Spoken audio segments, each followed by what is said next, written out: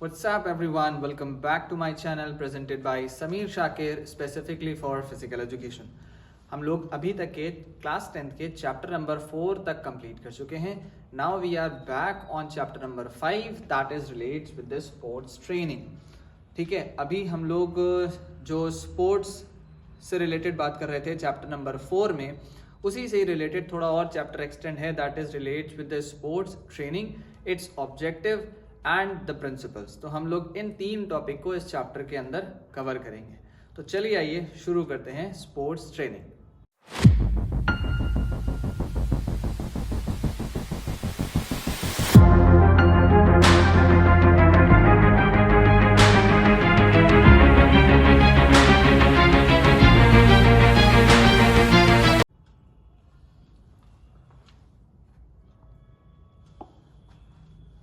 देखें भाई, sports training ये 2 वर्ड से मिलकर के बना है. पहला वर्ड होता है दैट इज स्पोर्ट्स, यानी कि जब आप किसी खेल से रिलेटेड अपनी कोई भी एक प्रैक्टिस सेशन तैयारी कर रहे हैं और उसको कंटिन्यू मेंटेन कर रहे हैं, that is called as a sports training. In simple, sports training refers to that sort of training in which an individual perform for a longer duration or for the shorter duration or for a very short period of time to perform for the sports skill. Clear है? तो जहाँ कहीं भी किसी sports person की basic preparation होती है या इंटरमीडिएट एडवांस प्रिपरेशन होती है, ये सारा पार्ट हमारा स्पोर्ट्स ट्रेनिंग के अंदर कहलाता है. कुछ डेफिनेशन के मतलब से समझ लें. That sports training is defined as a planned and systematic, ये वर्ड जरूर मार्क कर लें, a process of preparation based on scientific, this is called as scientific and pedagogical principles. अब इसके कई सारे ऑब्जेक्टिव्स हैं, कई सारे प्रिंसिपल्स हैं और इनके इंपॉर्टेंसेस हैं, इनके बारे में हम लोग आगे डिस्कस करेंगे. तो अकॉर्डिंग टू क्लास 10 आप ये जनरल डेफिनेशन तो आप लिख ही सकते हैं. इन केस अगर ये नहीं याद है तो आप एक सिंपल सी 1 नंबर की डेफिनेशन ये लिख सकते हैं according to Matveyev that this is a preparation for a sports person और स्पोर्ट्समैन. नेक्स्ट है इनके अकॉर्डिंग क्या है that it is a pedagogical organised process which is through planned and systematic manner. देखो वही बात यहाँ पर भी आ गई. तो according to writer you can write any of the definition. Mark कर लें इसे.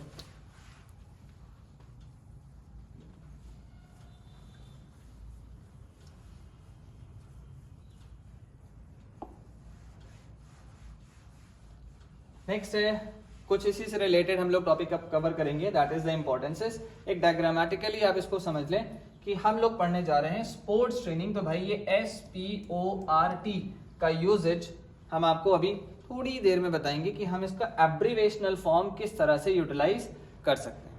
ठीक है,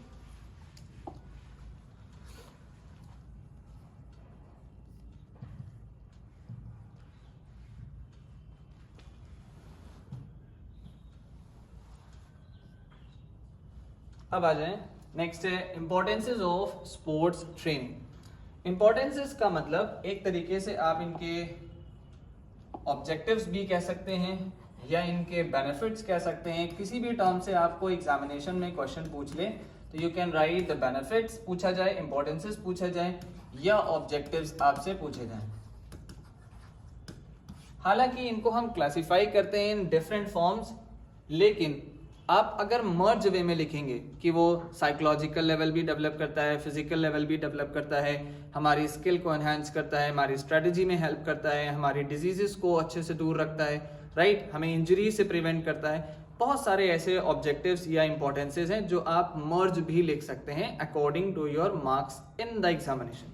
बट अगर हम इसका क्लासिफिकेशन समझते हैं तो ये एक कैटेगरी वाइज हम इनको अलग अलग कर सकते हैं. सबसे पहले तो ये समझें कि ये हमारे लिए है क्या, एक रूटीन फॉर्म ऑफ एक्सरसाइज है. क्यों? क्योंकि हम स्पोर्ट्स ट्रेनिंग कर रहे हैं. कोई 1 दिन 2 दिन में हम बहुत बड़ा पहाड़ नहीं खोद देंगे. ठीक है, तो मतलब ये हुआ कि हम 2 दिन प्रैक्टिस करके बहुत बड़ा तीर नहीं मारने वाले, गोल्ड सिल्वर या ब्रॉन्ज नहीं लाने वाले. तो एक लंबे समय तक का प्रोसेस है जिसको हमें एनालाइज करना है और उसी के बेसिस पर तैयारी करनी है, चाहे वो कोई भी स्पोर्ट हो. तो it is a scientifically backed long term pedagogical process aimed at reaching at the peak of the performances. जो आपका प्राइमरी गोल है, जिस लेवल की आप तैयारी कर रहे हो उसके लिए आपको मेहनत करनी है. तो सबसे पहला आ जाए that injury prevention and health maintenance. अब इंजरी प्रिवेंशन के लिए क्या है? Strengthening structures. अगर आप रेगुलर प्रैक्टिस करोगे, रेगुलर एक्सरसाइज करोगे, तो आपकी जो मसल्स हैं वो अच्छे से डेवलप्ड होंगी। टेंडेंस, लिगामेंट्स का प्रिपरेशन, बोन्स का और बॉडी का वर्क वो बहुत स्ट्रांग हो जाएगा और एक कॉन्टिन्यूअस वे में आएगा कि आप अपने एक्सरसाइज को रेगुलर वे में परफॉर्म कर सकते हो विदाउट द इंजरीज। तो हमारी स्ट्रेंथनिंग स्ट्रक्चर में सारी चीजें आ गई, muscle, tendon, ligament and bones. Next आते हैं करेक्टिंग द इम्बैलेंसेस, यानी कि अगर आपकी कोई मसल, कोई बोन इम्बैलेंस्ड है, जिनका मसल माइंड कनेक्शन नहीं है, तो एक्सरसाइज करने से या स्पोर्ट्स ट्रेनिंग करने से या स्पेसिफिक वर्कआउट करने से you can activate that muscle group और आपके जितने भी इम्बैलेंसेस होते हैं वो धीरे धीरे करके रिकवर हो जाते हैं। ठीक है, फास्टर रिकवरी। अब अगर आप रेगुलर फिजिकल वर्क करने वाले हैं तो आपके कई सारे फिटनेस कंपोनेंट्स डेवलप होंगे, जैसा कि हमने पिछली वीडियो में पढ़ रखा था चैप्टर नंबर 4 से रिलेटेड। वहां क्या था कि भाई हमारे हेल्थ रिलेटेड फिटनेस कंपोनेंट्स हैं और स्किल रिलेटेड फिटनेस कंपोनेंट्स हैं, ये दोनों ही हमारे लिए बहुत जरूरी हैं और इनके सब पार्ट्स। तो जब भी आप स्पोर्ट्स ट्रेनिंग करते हो, कोई एक्टिविटी परफॉर्म करते हो, तो it is enhancing your health and skill related components. तो वही यहाँ पर बताया रहा है, जब हमारे कंपोनेंट्स डेवलप होंगे तो हमारी बॉडी की रिकवरी जल्दी होगी और हमें थकान कम होगी। तो it recovers from fatigue and minor strains. Minor strains का मतलब कभी अगर हमारी मसल पुल हो जाए या हमारा लिगामेंट पुल हो जाए तो वो जल्दी रिकवर हो जाता है comparatively to those people those who are not performing the exercises. तो ये इसके कुछ इंपॉर्टेंसेस हो गए, बेनिफिट्स हो गए। मार्क कर लें भाई या स्क्रीनशॉट ले लें इसका जल्दी से। नेक्स्ट इसी के ही कुछ और पॉइंट्स हम आपको बता रहे हैं according to classification. Different classification में एक हेडिंग आ गई फिजियोलॉजिकल एडेप्टेशन। जो अभी हम लोग कंपोनेंट्स की बात कर रहे थे वो देखो इसमें आ गया भाई, एंड्योरेंस और स्टैमिना, यानी कि आपकी हार्ट और लंग्स कैपेसिटी है, that how much oxygen you can store to perform the exercise for a longer time period. तो ये हमारे लिए ऑक्सीजन अलाउ करता है बॉडी के अंदर, so that we can perform the activity relates to the cardiac activity for a longer duration. Next is neuromuscular coordination. ये दो वर्ड से बना है, एक है हमारा neuro that relates with your nerves, nerve impulses, and muscles that is muscular. तो ये जब हमारी नर्व्स और मसल दोनों मिलकर के साथ काम करती हैं तो this is called as a neuromuscular coordination. कहाँ जरूरी होता है? जैसे कि बॉक्सिंग है, रेसलिंग है, न्यूरोमस्कुलर है। ठीक है, कि हमारी मसल्स हमारे नर्व्स के इम्पैक्ट के होने से क्या कर रही हैं? रिस्पॉन्ड दे रही हैं।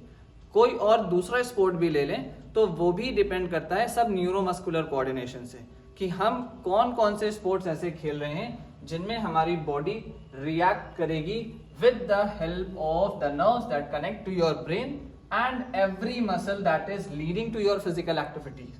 तो आपका रिएक्शन टाइम बढ़ेगा और अच्छे मूवमेंट होंगे, जल्दी होंगे, अकॉर्डिंग टू द स्पोर्ट आप एक्यूरेटली मूवमेंट कर पाओगे। नेक्स्ट इसके बाद आ जाए, ये तो हो गया भाई सेकेंड पार्ट, ये third part, that is mental and emotional development और ग्रोथ। आपका स्टेट ऑफ कॉन्फिडेंस डेवलप होगा। It builds the self belief when an athlete knows that they have a prepared harder than their opponent. तो जब भी competition होता है तो कई लोग नर्वस होते हैं, कई लोग कॉन्फिडेंट होते हैं, कई लोग कभी कभी ओवर कॉन्फिडेंट हो जाते हैं कि भाई मुझे तो कोई कराने वाला है ही नहीं। लेकिन ऐसा नहीं होना चाहिए। जो लो कॉन्फिडेंस वाले हैं, जो नर्वस होने वाले हैं, उनका धीरे धीरे कॉन्फिडेंस लेवल बढ़ता है। वो तब बढ़ता है जब इनको एक्सपीरियंस हो जाता है। तो जब भी आप किसी एक गेम में शुरुआत करते हो, स्टार्टिंग करते हो, you can not develop your confidence at a very high and peak level, but it goes slowly and study. तो स्लोली एंड ग्रेजुअली आपका कॉन्फिडेंस लेवल तभी बढ़ेगा जब आप कॉन्टिन्यूअस एक्सपीरियंस लेते रहोगे अलग अलग कॉम्पिटिशन्स और टूर्नामेंट्स में जाके। तो धीरे धीरे आपका कॉन्फिडेंस लेवल भी बढ़ेगा। स्ट्रेस मैनेजमेंट कंट्रोल होगा। भाई कई लोगों को एंग्जाइटी होती है, they are more conscious about the upcoming tournament, they are more conscious about the upcoming opponent. उन्हें डर रहता है, थोड़ा सा फियर रहता है कि भाई मेरा ओपोनेंट मुझसे कहीं अच्छा तो नहीं होगा, कहीं तगड़ा तो नहीं होगा, कहीं हम हार तो नहीं जाएंगे। तो ये हमारी मेंटालिटी को चेंज कर रहा है। लेकिन जब आप एक्सपीरियंस होते रहोगे, कॉन्फिडेंस बढ़ता रहेगा, मोटिवेशन लोगों से मिलता रहेगा, कुछ आपके सक्सेस रेट्स आएंगे, कुछ आपके फेलियर रेट्स आएंगे, तो धीरे धीरे आपका स्ट्रेस मैनेजमेंट भी रिलीज हो जाएगा। तो training exposes athletes to control and pressure, teaching them how to manage anxiety and stay focused to your performances. ठीक है, ये हो गए हमारे कुछ मेंटल और फिजिकल लेवल के ग्रोथ और इम्पोर्टेंसेस के पार्ट। जल्दी से इसको स्क्रीनशॉट ले लें, और अगर कुछ स्पेसिफिक लग रहा है तो हेडिंग वाइज भी आप नोट करते चलें। ठीक है,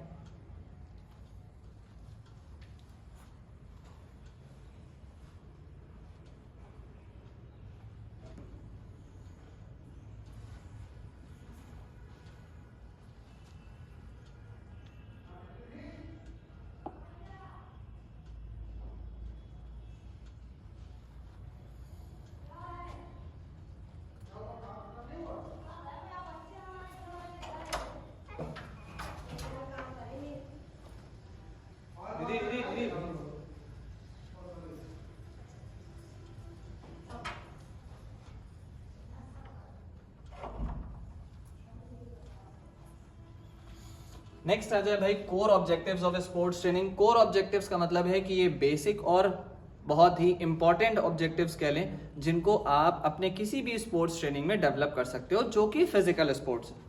ठीक है, तो सबसे पहले आ जाए भाई दैट इज फिजिकल प्रिपरेशन, यानी कि आपकी फिटनेस लेवल बढ़ता है और फिटनेस में सारे कंपोनेंट्स आ जाएंगे। ठीक है,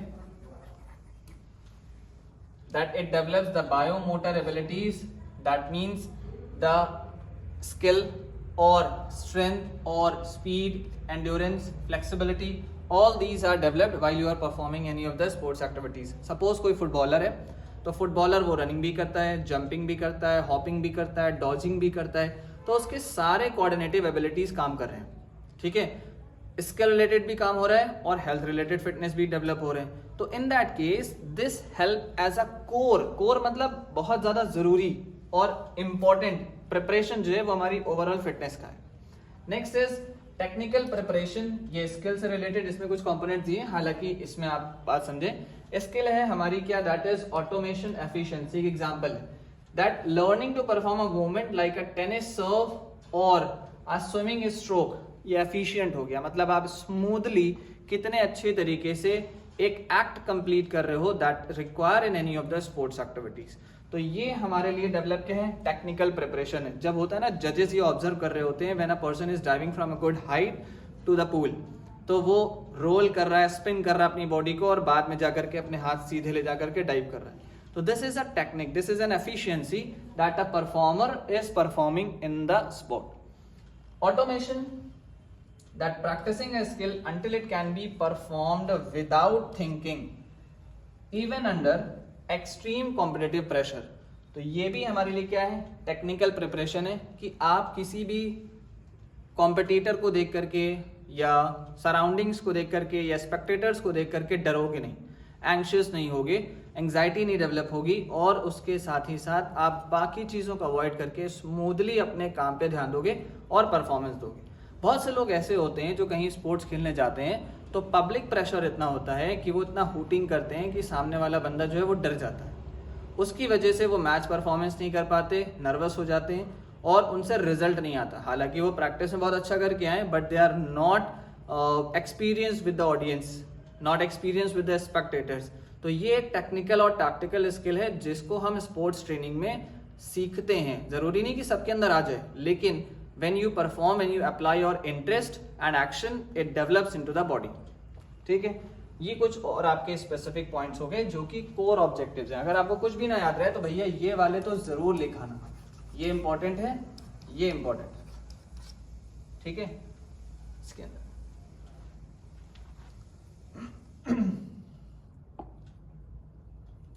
अभी जो मैं टैक्टिकल्स की बात कर रहा था, that depends upon the surroundings.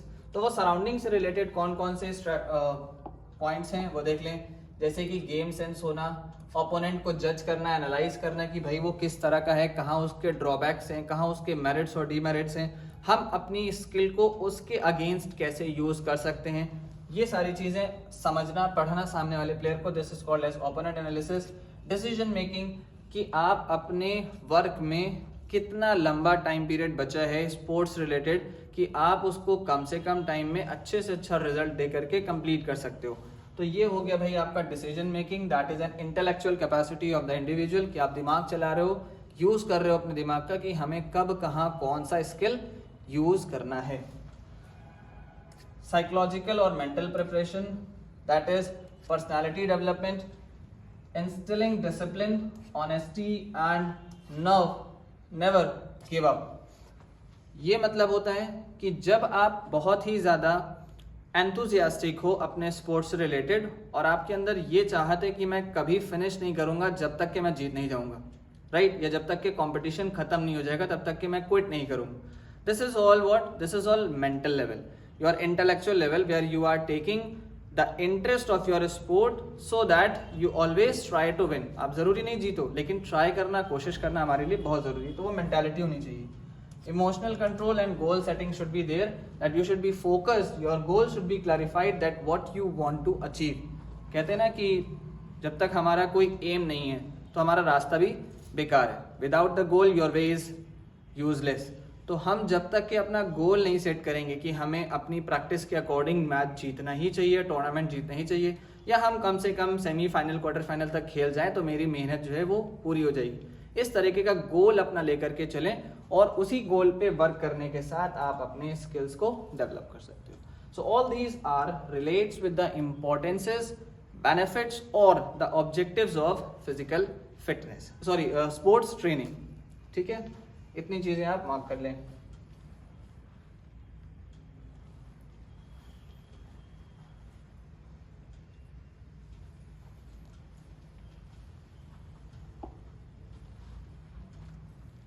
कुछ इस तरीके से अगर आप डायग्रामेटिकल एग्जामिनेशन में प्रिपेयर करके आओगे या ड्रॉ कराओगे, कलरफुल नहीं बनाना है, but when you represent your copy using these flow charts और circular charts, you will get a good marks over there. Examination में एग्जामिनर कहीं आपके मार्क्स नहीं काटेगा।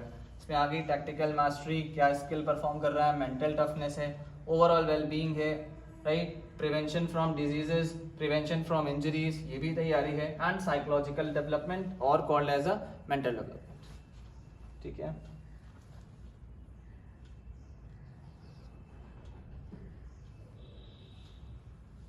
अब आ जाते हैं next, that is principles of sports training.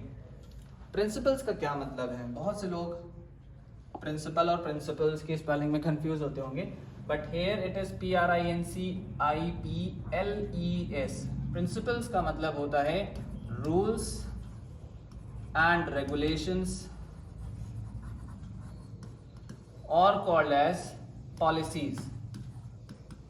यानी कि हिंदी में बताएं सीधा सा तो आपके सिद्धांत क्या हैं, किन बेसिस को ध्यान में रखते हुए आप अपनी स्पोर्ट्स ट्रेनिंग को कंप्लीट करोगे एज अ ट्रेनी, या आपका ट्रेनर आपको अपने टाइम पीरियड के अकॉर्डिंग किस तरह से ट्रेनिंग देगा। This is called as the principles of a sports training. उसके सिद्धांत क्या है, उसकी पॉलिसीज क्या है। तो उन पॉलिसीज में सबसे पहला आता है that is principle of overload. यानी कि कोई भी इंडिविजुअल स्टार्टिंग के स्टेज पर एकदम से कोई लोड ना ले, चाहे वो कोई जिम में एक्सरसाइज कर रहा हो, घर में एक्सरसाइज कर रहा हो, किसी स्पोर्ट्स स्पेसिफिक ट्रेनिंग को ही भले ही सीख रहा हो, तो वो एक एडवांस लेवल पर जाकर के ट्रेनिंग करने की कोशिश ना करें। खुद से कर रहे हैं तो भैया उसको अवॉइड करके पहले एक कोच की गाइडलाइंस ले लो, एक प्लान सेटअप कर लो, और प्लान हमेशा हमेशा होना चाहिए slow to dynamic, slow to high, ठीक है, slow to complex, easy to complex, इस तरह से आपका प्रोसेस होना चाहिए। तो जब भी आप किसी भी स्पोर्ट्स के लिए ट्रेन कर रहे हो, it should not be forced to work harder at an initial stage, but you should go in a slow and gradual manner। तो क्या है, to see gains you must increase the stress load on your muscles and cardiovascular system, that is slowly। कभी अगर आप gym वालों को देखें, एक एग्जांपल है मेनली कि जब वो जिम में जाते हैं तो एकदम से 50 किलो, 20 किलो, 30 किलो के रॉड और डंबल से नहीं शुरू करते। They start with a basic preparation, that is a warm up. Warm up के बाद थोड़ी और अच्छे से स्ट्रेचिंग करते हैं, और जिस पर्टिकुलर मसल को वो ट्रेन कर रहे हैं उसमें वो लाइट वेट से शुरू करते हैं ताकि इंजरीज ना हो और मोबिलिटी जो है वो कंप्लीट होने लगे। तब ऐसे केस में हमारा ये प्रोसेस ओवरलोड की तरफ जाएगा। कभी कभी ये जो फॉर्मूला है हमारा, that is fit formula, fit फॉर्मूले में है फ्रीक्वेंसी, कितना आपको ट्रेन करना है, ठीक है, इंटेंसिटी कितना ज्यादा आपको ट्रेन करना है, means how hard you need to train, how often you need to train, time कितने लंबे समय तक आपको ट्रेन करना है, कि आप 25 मिनट एक्सरसाइज कर रहे हो, 30 मिनट कर रहे हो, 40-50 मिनट कर रहे हो, 1 घंटा कर रहे हो, this is called as time. And type, क्या पर्पज है आपका, किस तरह की एक्सरसाइज कर रहे हो, this is called as kind. तो हमेशा जब प्रिंसिपल ऑफ ओवरलोड पे जाएंगे तो हमारा ये FIIT प्रिंसिपल अप्लाई होना चाहिए। अगर कोई ट्रेनर, आप में से कोई ट्रेनर है जो सिखाने जा रहा है, तो वो बच्चों के लिए ध्यान रखे। कोई अगर ट्रेनी है, आप सब कुछ ना कुछ स्पोर्ट्स खेलते होंगे या ट्रेनी होंगे, तो ये आपको भी ध्यान रखना है कि भाई हम सडन चेंज लाने की कोशिश ना करें। एक दिन में आप मेडलिस्ट नहीं हो जाओगे, एक दिन में आप बहुत अच्छे बॉडी बिल्डर टाइप के नहीं हो जाओगे, या एक दिन में आपका बिल्कुल वेट रिड्यूस नहीं हो जाएगा। तो इस तरीके की चीजें ना करें, ठीक है। ये हो गया पहला प्रिंसिपल। दूसरा समझे भाई, that is principle of progression. Progression का मतलब क्या है कि that when you are performing slow to gradual level, there is a change in your performances. भाई जो ग्राफ है ना, वो ग्राफ कैसा जाता है, मैं अगर एग्जांपल लूं तो भाई ये सिंपल है कि जहां आपने इनिशियल लेवल से स्टार्ट किया है, तो आपका ग्राफ जो है वो स्लो एंड ग्रेजुअल ऊपर जाएगा, ठीक है। हो सकता है कभी कभी ये बहुत एक्यूरेट ना हो, कह सकते हैं कि आपका जो ग्राफ है वो एक पीक पे गया थोड़ा सा, फिर आपका ये कांस्टेंट रहा, फिर हो सकता है फिर ये बढ़ रहा हो, फिर कहीं ना कहीं डाउनफॉल आ रहा हो किसी ना किसी वजह से, और फिर आपका ये पीक पे जा रहा हो। तो ये आपके ग्राफ क्या रिप्रेजेंट कर रहे हैं, that there is a progression in your performances. ये कौन एनालाइज करेगा, ये आप खुद भी कर सकते हैं, और आपका ट्रेनर बेसिकली जो आपको ट्रेन कर रहा है वो एनालाइज करेगा। That at initial stage to the more advance level और intermediate level, how much you have grown, कितना प्रोग्रेस किया।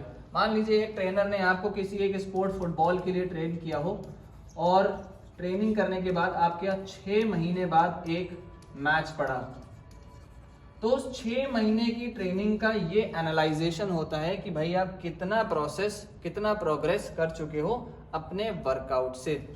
तो this is the process, the application of progression, ठीक है। ये अंडरलाइन कर लें that if the load increases too while overload is necessary to quickly, the risk of injury और to over training is raises. अगर आप सडनली बहुत ज्यादा चेंजमेंट करने जाओगे तो आपको नुकसान होगा, इंजरीज के चांसेस ज्यादा होंगे, और प्रोग्रेशन लेवल आपका स्लो रहेगा, ठीक है। इसके साथ अगर आप ग्राफ भी बना दोगे तो अच्छे नंबर मिल सकते हैं, मार्क कर लें इसे।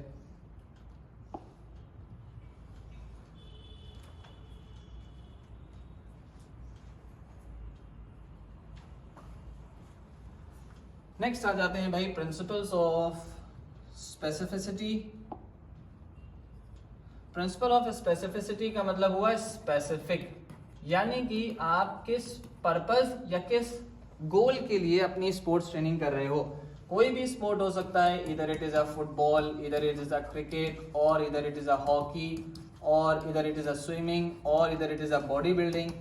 किसी भी तरीके का XYZ एक्सेट्रा, किसी भी तरीके का आपका स्पोर्ट है, तो आपको स्पेसिफिक होना जरूरी है। हम अपने टारगेट से डेविएट नहीं होंगे। तो the training must be relevant to the sport, ये वर्ड जरूर लिखिएगा। The body adapt specifically to the demand placed on it. जितनी आपकी बॉडी की कैपेसिटी है उतना आप पहले वर्कलोड डालो, फिर धीरे धीरे लोड बढ़ाना।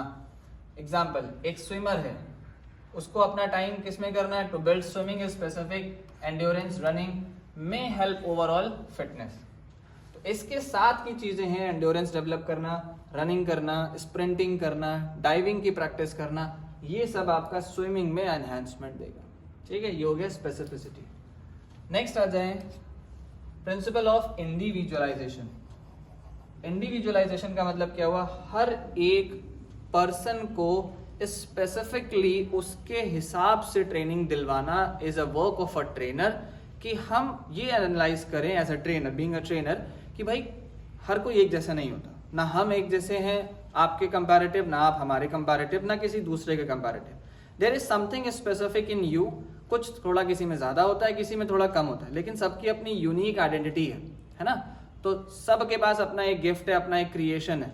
उस क्रिएशन को यूटिलाइज करना किसका काम है? ट्रेनर का। कि वो ये देखे कि भाई जो हमारा इंडिविजुअल है वो किस काम में बहुत अच्छा है, किस काम में वो वीक है, बहुत ज़्यादा वीक है, या किस काम में वो एवरेज है। जहाँ उसके फ्लॉज आ रहे हैं वहाँ उनको कमियों को पूरा करना है, ठीक है, तो उसे फ्लॉलेस बनाना है। तो when there is an error in any individual, he needs to analyse individually and needs to get on for the work that is to be done for a specific sports training. तो हम क्या करते हैं, हर एक individual को अलग अलग analyse करें कि वो कहाँ पर लैक कर रहा है और उसकी ट्रेनिंग को उसी हिसाब से चेंज करें। तो अकॉर्डिंग टू इंडिविजुअलाइजेशन में बहुत सारे फैक्टर्स आ सकते हैं। इंडिविजुअल में एज भी हो सकता है, छोटा है कि मीडियम है कि बहुत बड़ा बच्चा है, मेंस कैटेगरी का है, या उसका सेक्स क्या है, गर्ल चाइल्ड है और बॉय चाइल्ड है, या उसका कोई ऑक्यूपेशनल लेवल है, कोई काम भी वो करता है कि नहीं करता है, उसके बेसिस पर, ठीक है। इन सारी चीज़ों के बेसिस पर हम उसका इंडिविजुअलाइजेशन अलग अलग कर देते हैं। This is the second, third और फोर्थ प्रिंसिपल हो गई है। इन्हें मार्क कर लें भाई जल्दी से। आई होप कि इजीली समझ में आ रहा होगा, कुछ मुश्किल नहीं लग रहा है। इन केस अगर आपको कोई भी प्रॉब्लम होती बेटा, तो you can comment in the comment box और उस स्पेसिफिक टॉपिक पर मैं आपके सॉल्यूशंस दे दूंगा। हो सकता है कमेंट में ही दे दूं, या हो सकता है कुछ वीडियो बना के बता दूं विद एग्जाम्पल्स। नेक्स्ट आ जाए principle of reversibility. Use it और लूज इट का ये प्रिंसिपल है। क्या है ये? कि the physiologically adaptation gained from the training, increased muscle mass, higher VO2 are not permanent। कि आपने अगर अपनी एक्सरसाइज छोड़ी, वर्कआउट छोड़ा, तो आप पीछे जाने लगेंगे। किसी भी स्पोर्ट को ले लें, ठीक है। सपोज मैं एक बॉडी बिल्डर भी हूँ, परफॉर्मेंस करता हूँ क्योंकि मुझे बॉडी बिल्डिंग का शौक है, प्रोफेशनली स्पोर्ट्स खेलता हूँ, बैडमिंटन है, क्रिकेट है, राइट। इनके लिए अगर मैं ट्रेनिंग करने जाऊँ या ट्रेनिंग करता रहूँ तो मेरा वो परफॉर्मेंस लेवल काफ़ी लंबे समय तक पीक पे रहेगा और अच्छा चलता रहेगा। लेकिन अगर मैं वही चीज़ में काम को छोड़ दूं या थोड़ा सा लैक ऑफ कर दूं, तो मेरे माइंड से और मेरी फिजिकल स्ट्रेंथ और फिजिकल कैपेसिटी से वो चीज़ें दूर होने लगेंगी, क्योंकि मेरा ध्यान उस चीज़ पर नहीं जा रहा, हम काम नहीं कर रहे एक पर्टिकुलर थिंग पर, तो हम पीछे हो गए। यही चीज़ें बात कहता है रिवर्सिबिलिटी, कि अगर आपने कोई काम छोड़ा तो आप पीछे जा रहे हैं, उसको वापस से गेन करने के लिए फिर आपको रिवर्स करना पड़ेगा, मेहनत करनी पड़ेगी और कुछ टाइम आपको लगेगा कि आप वापस अपने उस पोजीशन पर आओ जहां आप पीक पे थे। तो detraining, if training stops और significantly reduce, the body will revert to its pre training state to save the energy. ये भी एक प्रिंसिपल है। अगर ध्यान देंगे तो इस पे हमें काम करना है, ठीक है, नहीं ध्यान देंगे तो आप पीछे होते चले जाएंगे। Next is principle of variance, that is called as tedium। repeating the same workout every day leads to the boredom। तो ये tedium का मतलब क्या है? आप बोर हो रहे हैं, एक ही काम बार बार करते करते आप बिल्कुल ऊब जाते हो कि भाई अब नहीं हो सकता। जिम भी जा रहे हैं तो 4 महीने 3 महीने गए, उसके बाद भैया वही रोज जा करके जिम में डंबल उठाना, रॉड उठाना, लेग प्रेस करना, मशीन प्रेस करना, बोर हो गए। लेकिन उस बोरियत को कैसे दूर करना है, वो वैरायटी आपका ट्रेनर बताएगा, या बहुत इजी है भाई, हर जगह यूट्यूब चैनल पे बहुत सारी चीज़ें रील्स पे मिल जाती हैं, वेरिएशन मिल जाते हैं, आप उसे एनालाइज करो और इम्प्लीमेंट करने की कोशिश करो, ठीक है। तो फिजिकल प्लेट्यूज जो आपके हैं वो एक जगह पर जाकर के बोर होने लगते हैं, फिर आपको उसमें वेरिएशन लाना पड़ेगा, चेंज करना पड़ेगा। तो this is called as principle of variation. ऐसी एक्सरसाइजेस करनी है, ट्रेनर्स को करवानी है, ताकि बच्चे का इंटरेस्ट बना रहे और वो बोर ना हो, आपके स्पोर्ट में वो रेगुलर परफॉर्मेंसेस देता है, ठीक है। तो बेनिफिट क्या है कि आप जब भी एक्सरसाइज बदलोगे, एनवायरनमेंट बदलोगे, इंटेंसिटी बदलोगे, तो बच्चा कनेक्टेड रहेगा अपने वर्कआउट से, अपनी एक्सरसाइजेस से, अपनी स्पोर्ट्स ट्रेनिंग से, और वो उसी से रिलेटेड धीरे धीरे करके आगे बढ़ता रहेगा। कहीं पर इसकी कोई लिमिट नहीं है कि हम एक जगह जाएंगे, वहाँ रुक जाएंगे, परफॉर्मेंस हो जाएगा मेरा बहुत हाई और फिर मुझे कोई हरा नहीं सकता, मैं पीछे नहीं जाऊँगा, ऐसा नहीं होता। आपको भैया एक जगह पर जा करके बहुत सारे प्रिंसिपल्स में से एक प्रिंसिपल ये वेरिएशन वो लाना पड़ेगा, वरना बच्चा ट्रेनर के पास से दूर होने लगता है, बोरियत होने लगती है। नेक्स्ट प्रिंसिपल है रेस्ट एंड रिकवरी। जब आप मसल को ट्रेन कर रहे हो तो मसल आपकी बढ़ रही है, वर्कआउट कर रहे हो, स्पोर्ट्स ट्रेनिंग कर रहे हो, आपका muscle mind connection, neuromuscular coordination सब कुछ एनहांस हो रहा है। लेकिन वहीं अगर आप अपने 24 घंटे के टाइम पीरियड पे वर्कआउट भी करो, पढ़ाई भी करो, घर वालों का प्रेशर अलग है, पढ़ो पढ़ो पढ़ो पढ़ते रहोगे तो भैया खेलोगे कब? और खेलो कूदोगे नहीं तो नवाब कैसे बनोगे भाई? ठीक है, तो नवाब बनने के लिए आपको थोड़ा आराम की भी ज़रूरत है, चाहे वो पढ़ाई हो, चाहे वो हमारा खेलकूद हो, कोई काम हो, ऑक्यूपेशनल लेवल का हो। You need to have rest when you perform the specific workout. तो हमें रेस्ट यानी कि स्लीप की रिक्वायरमेंट बहुत ज़रूरी है। ये नहीं हुई तो जितना कुछ भी आपने ट्रेन किया है वो एक टाइम पे बॉडी में अच्छा जाएगा तो, लेकिन डिक्लाइन होना भी बहुत जल्दी शुरू होगा। या कुछ लोगों में स्लीप ना पूरी होने की वजह से, रेस्ट रिलैक्सेशन ना होने की वजह से ग्रोथ अच्छी नहीं हो पाती। तो you need to have proper rest and recovery. Next is principle of continuity. Continuity का मतलब क्या है? लंबे समय तक करना है, रिवर्सिबिलिटी के साथ करना है, कभी कम कर दिया कभी ज्यादा कर दिया, और वेरिएशन के साथ करना है। तो ये एक हमारा कॉन्टिन्यूस प्रोसेस है which is for long duration, unplanned gaps in the training break the rhythm of an activity. अगर आप रेगुलर रखोगे तो आपका परफॉर्मेंस बढ़ता जाएगा, रोज कुछ ना कुछ नया सीखते जाओगे। अगर रोज नहीं भी सीख रहे हो तो मेक अ प्लान कि हम एक हफ्ते या 3 दिन या 4 दिन एक स्पेसिफिक चीज़ पे वर्कआउट करेंगे, फिर उसके बाद चेंज करेंगे, फिर उसके बाद फिर चेंज करेंगे। ऐसे कंटिन्यू करोगे तो आपका प्रोसेस स्पोर्ट्स ट्रेनिंग का हमेशा बढ़ता जाए। तो ये कुछ और पॉइंट्स हो गए।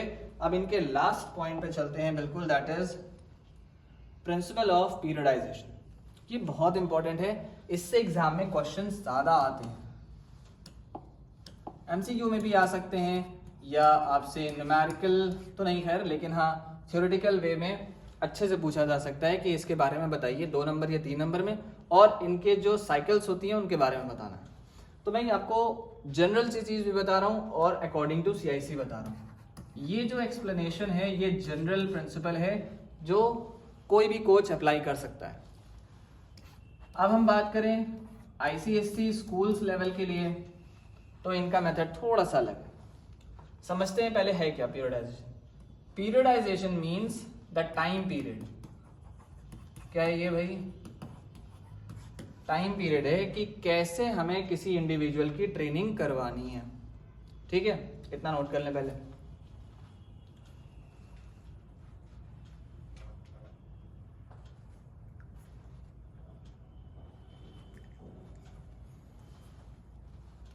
तो किसी भी इंडिविजुअल की वॉल्यूम, इंटेंसिटी, फ्रीक्वेंसी में चेंजमेंट लाने के लिए you need to have a goal, a plan, a systematic manner of time, and it is a primary goal to ensure of an athlete to reach its peak.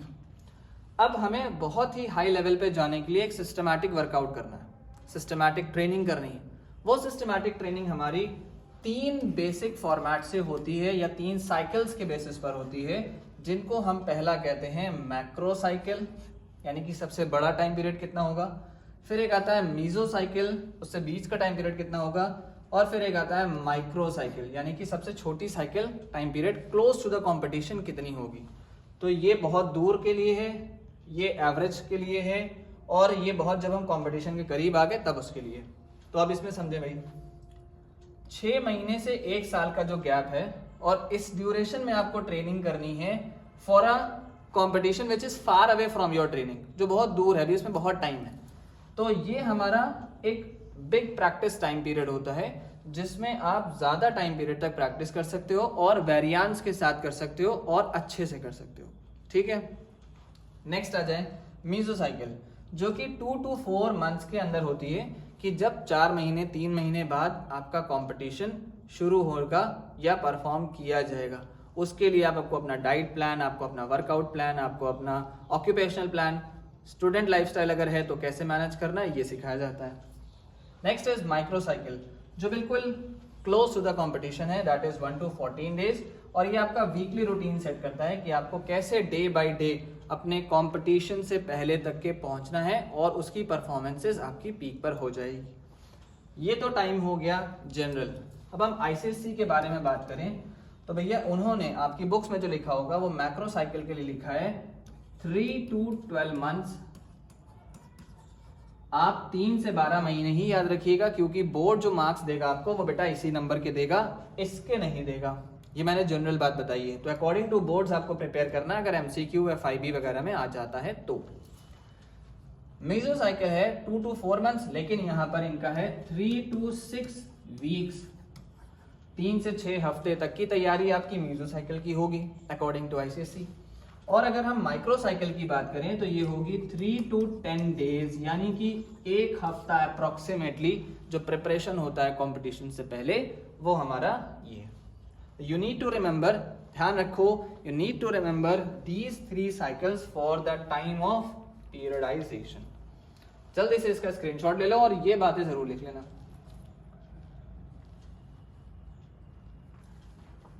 तो I hope कि आपको ये chapter easily समझ में आया होगा। ये 1 दिन का चैप्टर है, आप प्रिपेयर करोगे, नोट्स बनाओगे, शॉर्ट फॉर्म में लिखोगे तो जल्दी याद हो जाएगा, और मेरी वीडियोस देखते रहोगे तो भाई जल्दी याद होगा। तो मैंने पहले भी बताया that with the help of Sameer Shakir all becomes effortless, specifically पीएड बिकम्स एफर्टलेस। तो मिलते हैं हम लोग अपनी नेक्स्ट वीडियो में। Till then take care, like, subscribe and share to you all your friends and keep watching my channel. Till then take care all of you.